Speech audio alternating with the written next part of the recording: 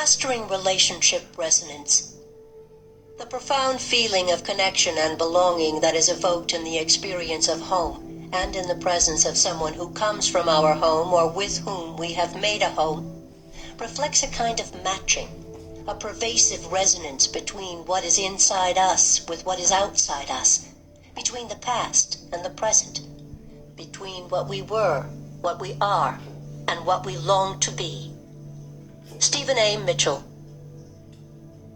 If you've been listening to Frequency in a continuous way, you'll notice we've moved through a few stages of the transformation process.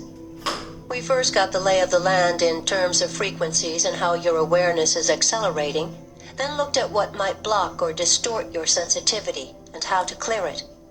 After that, we focused on finding your home frequency and worked to develop conscious sensitivity skills. Now we'll move into another phase, applying sensitivity and frequency principles to some important areas of life.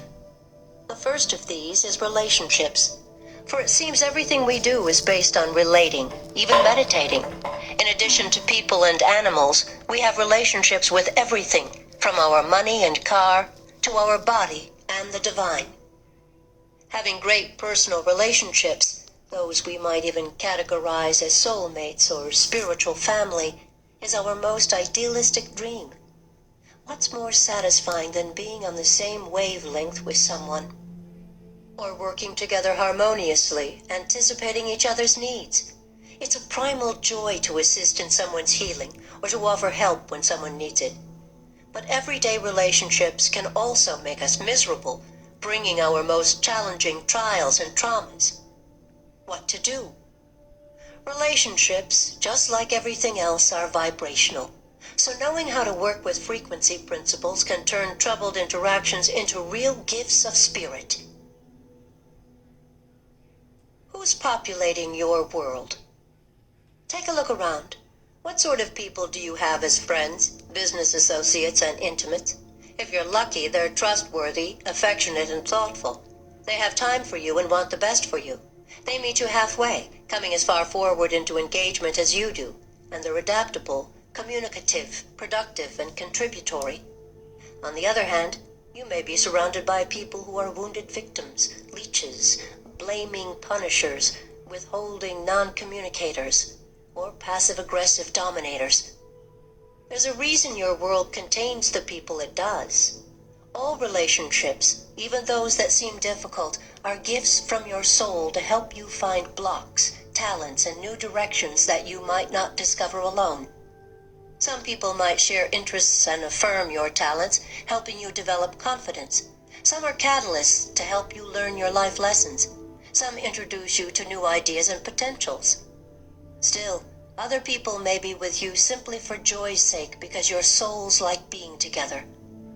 Troublesome relationships exist to help free you from unhealthy feeling habits. Love is our true destiny. We do not find the meaning of life by ourselves alone. We find it with another. Thomas Merton. Relationships are a path to transformation. Relationships speed your transformation process because they help you see yourself faster and more clearly, both your positive traits and your blockages. It's hard to avoid the emergence of core issues and growth in the energetically amplified environment that results from two people combining their vibrating fields. In this intensified resonance, you can clear unhealthy feeling habits more quickly and discover new aspects of identity, which in turn expands you. You soon see yourself as a much larger, more complex sort of being.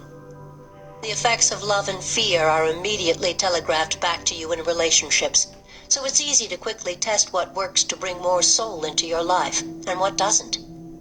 And relationships propel you beyond the idea that only you have certain problems, that only you have a certain potential, which helps develop empathy. You see that everything you experience can be experienced by everyone, and vice versa, and that's empowering. If our egos had their way, we'd stay stuck in the limited view of I am me and you are you and never the twain shall meet. But you're transforming now, and that means you're capable of knowing yourself as a vibrating being made of energy, and knowing how you and other people are fields of awareness that interpenetrate each other. You now can really understand how we all share everything, know about each other, support each other's existence, and evolve in tandem, never alone. Though it looks complex, you can also now feel how elegantly simple our relatedness is. At the core, all our home frequencies eventually merge into one home frequency. We all vibrate at the universal frequency of love. When you feel into a relationship, you can sense how you belong to a single relationship field that contains both people's combined histories, talents, and potentials. This field becomes a sort of guide to both people. And once you can merge with it, you're able to include the relationship's wisdom and natural characteristics, its life lessons, and its destiny as part of your own life. So in addition to knowing yourself as an individual, you're on your way to knowing yourself as the consciousness of the relationship. It's dawning on you that you're both an individual and a collective self. Eventually, as you learn to include more people in your pool of relationships, you traverse the scales of identity, feeling yourself as an individual, a relationship, a family, an organization, a nation, humanity, and on into the higher non-physical dimensions where everyone joins in a unified state and the self becomes pure awareness. The people in your life frequency match with you. We do not attract what we want, but what we are. James Lane Allen.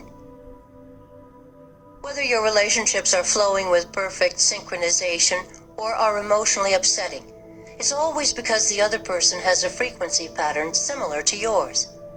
Those who populate your world frequency match with you.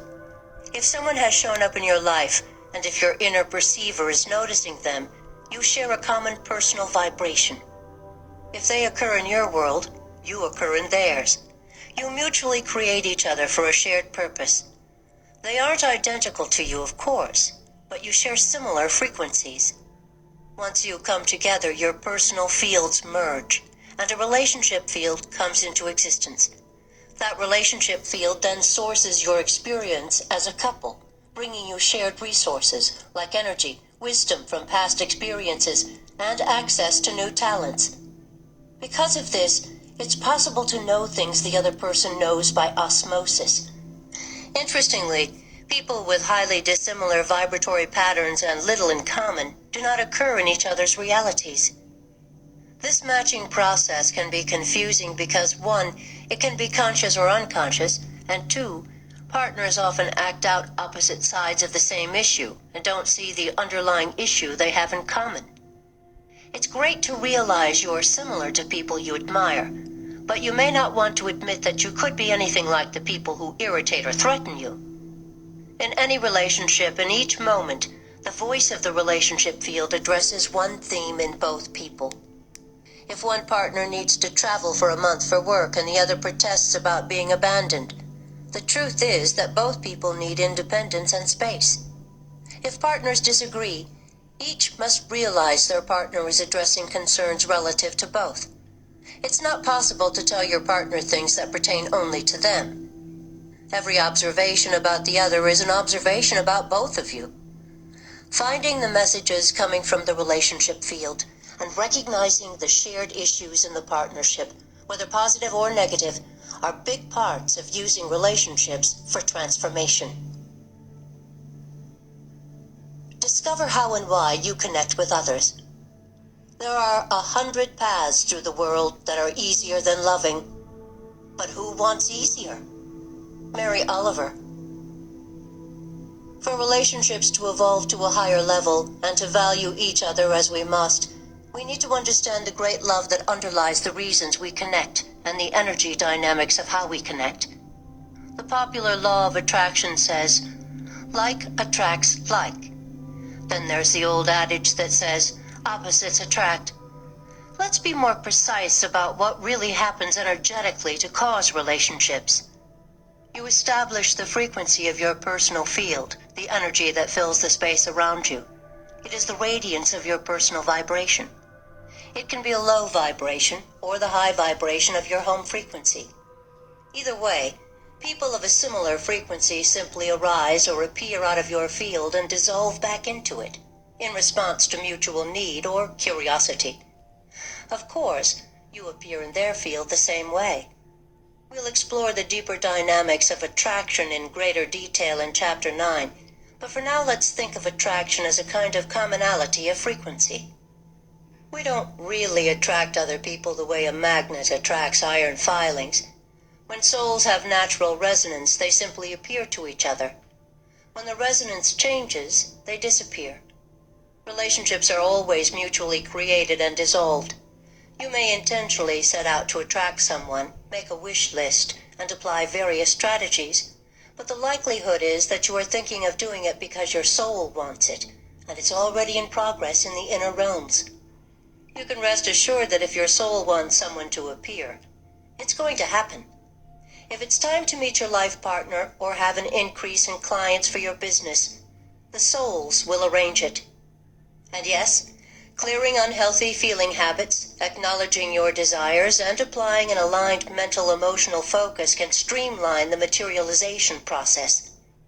But the reverse is also true. If your soul doesn't need a connection, no amount of positive affirmations will make it happen.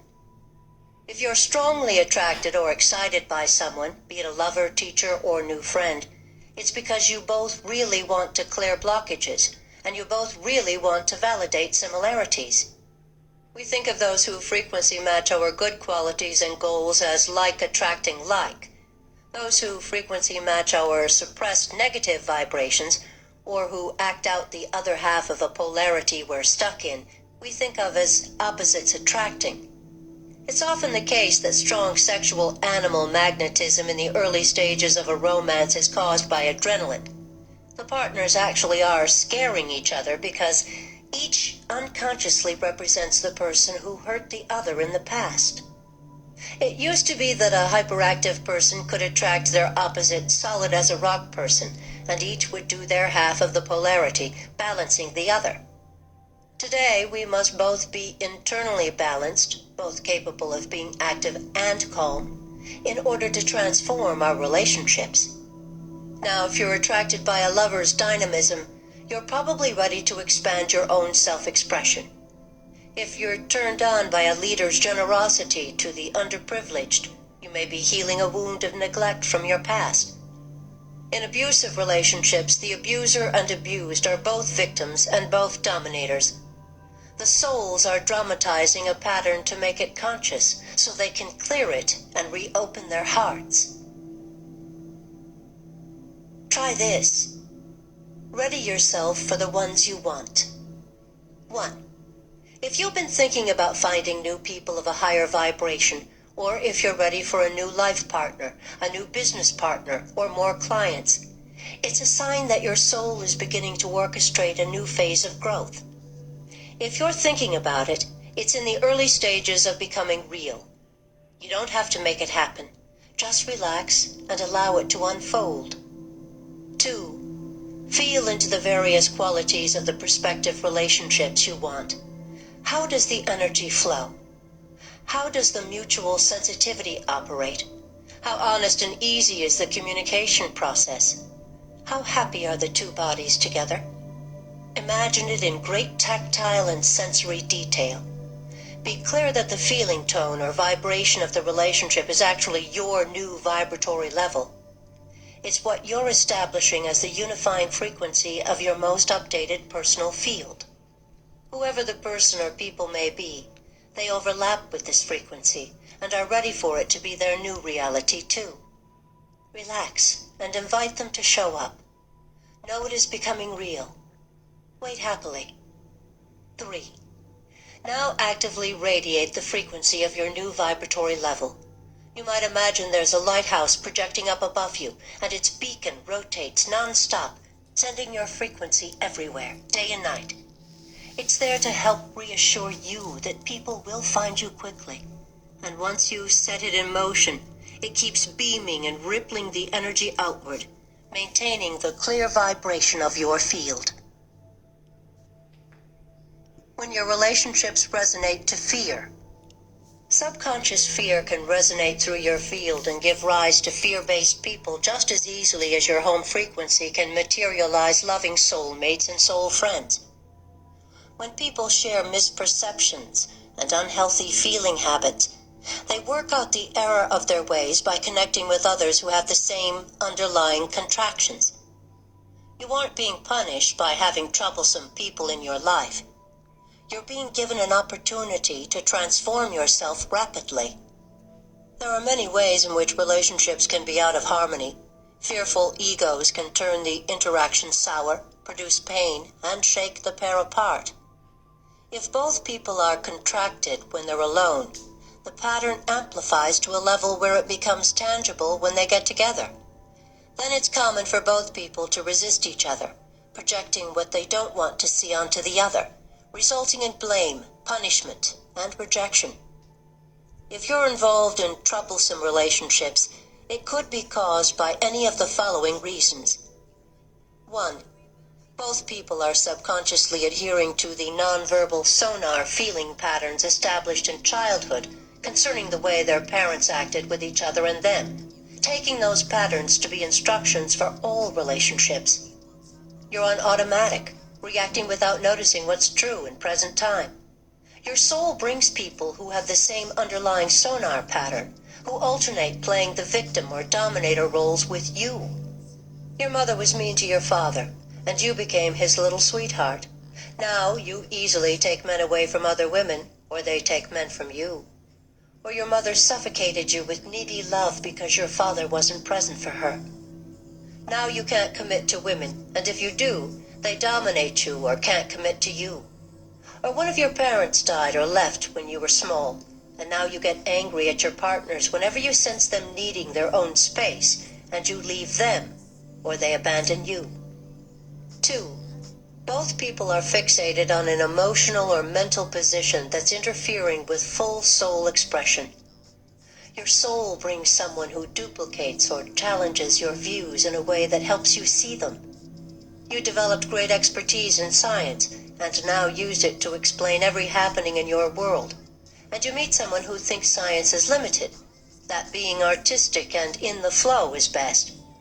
Or you turned your home and yard into a beautiful sanctuary from the world's chaos.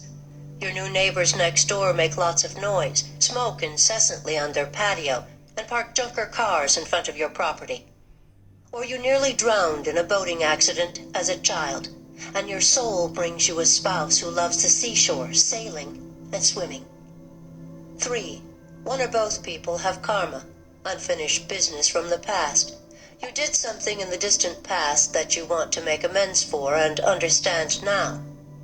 You find a relationship that lets you unconsciously reenact a situation in which you were closed-hearted before, but now want to be generous. Or you allow another person to make amends to you for their past misdeed. In another life, or early in this life, you stole from your boss. Now your father leaves you out of his will. In another time, you died young, leaving your spouse alone with small children.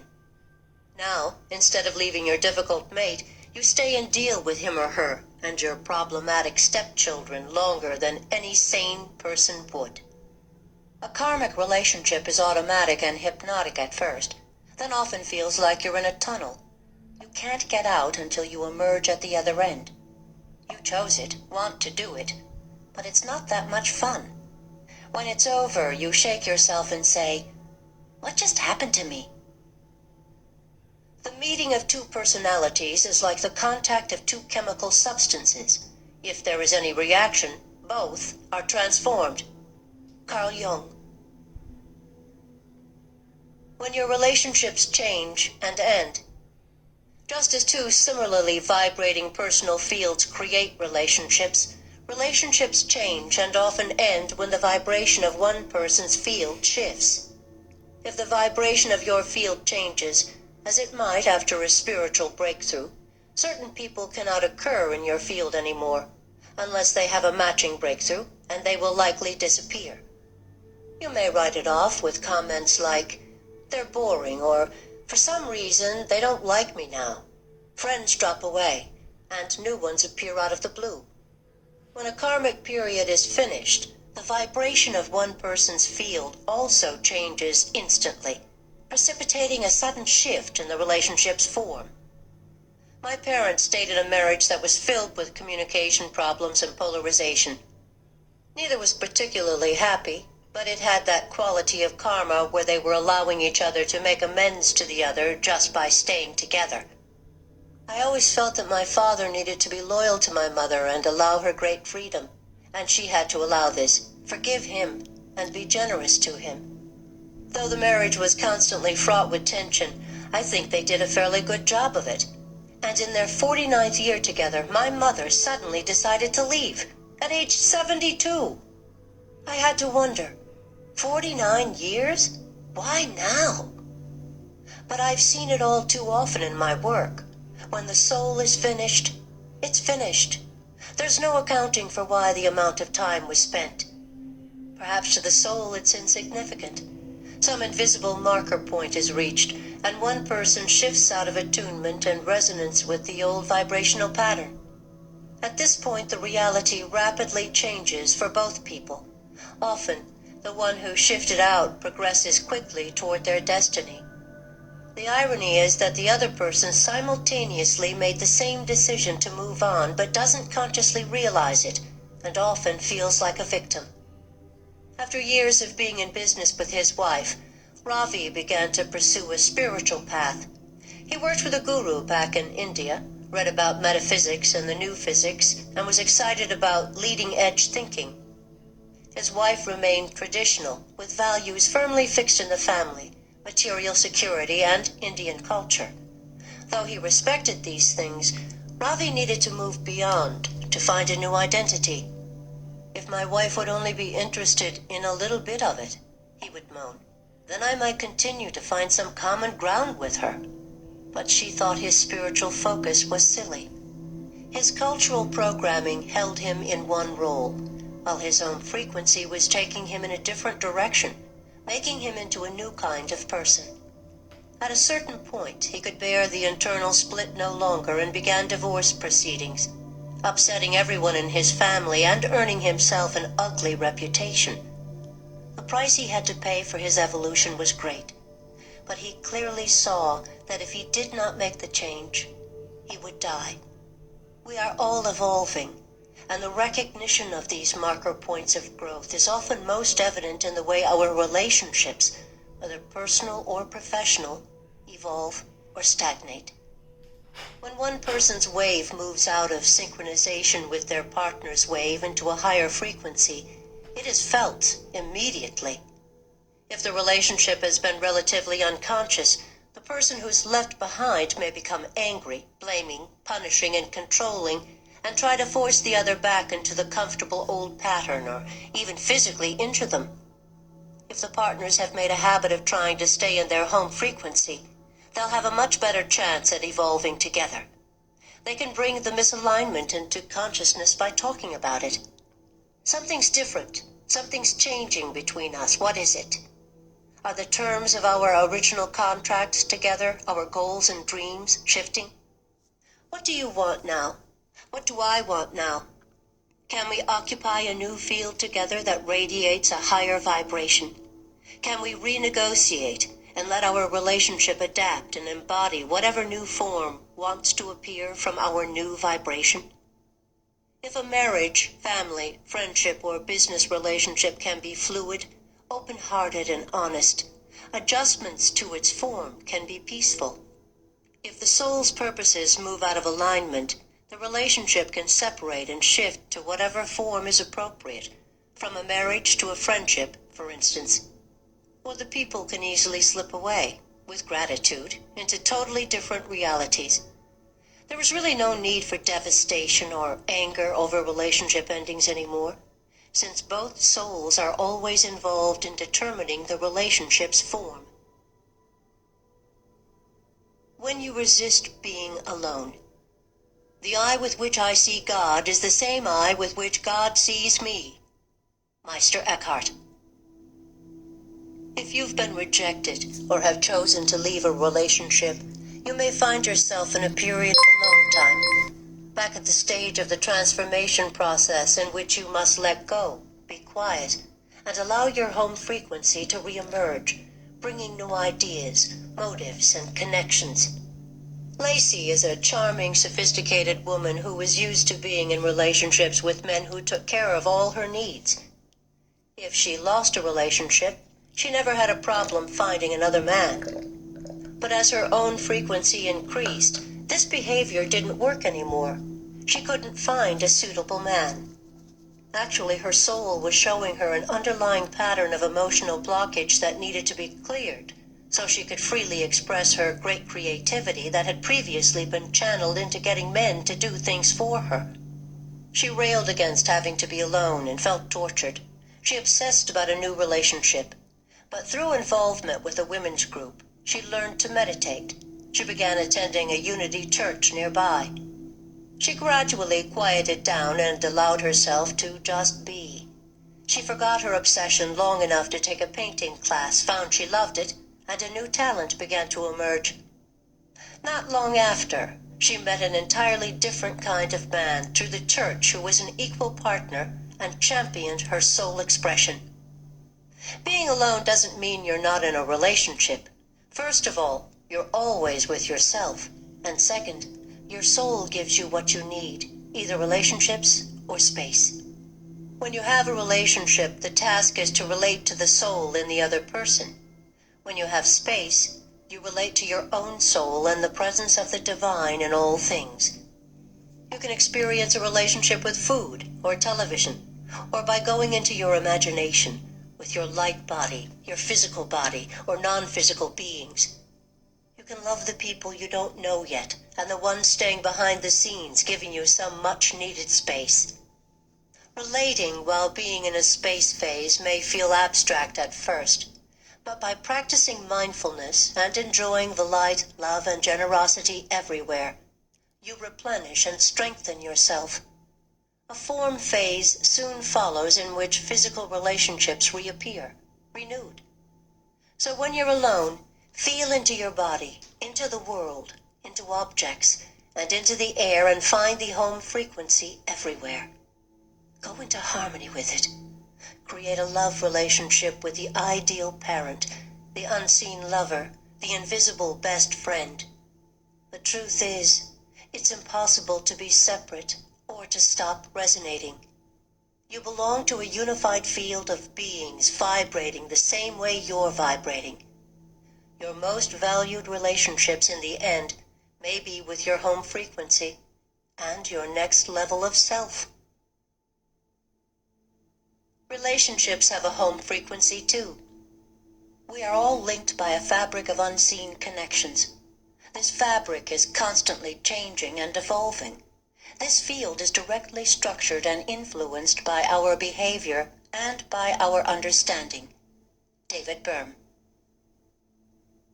Since relationships are a reinforcement and magnification of the traits and vibrations of the individual participants, it stands to reason that when two people are in their home frequencies at the same time, the relationship field will expand its capacity for love beyond what we've ever thought was normal.